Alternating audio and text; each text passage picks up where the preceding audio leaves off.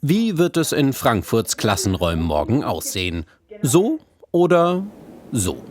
Viele Eltern erfahren es erst heute Nachmittag.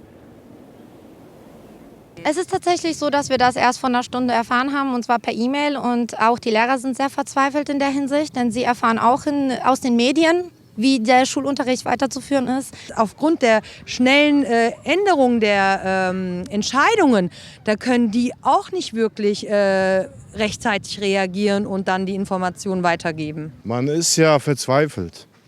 Man weiß nicht, was man planen soll.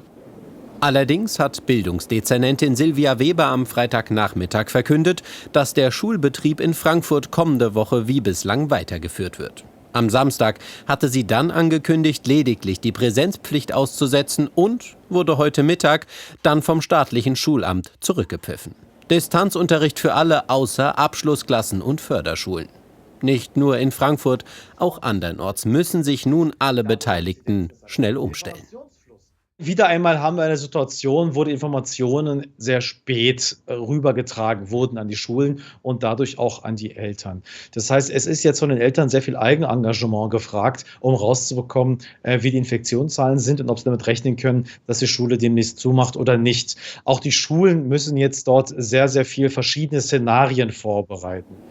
Für viele berufstätige Eltern könnte die schulische Notbetreuung zumindest kommende Woche eine Hoffnung sein.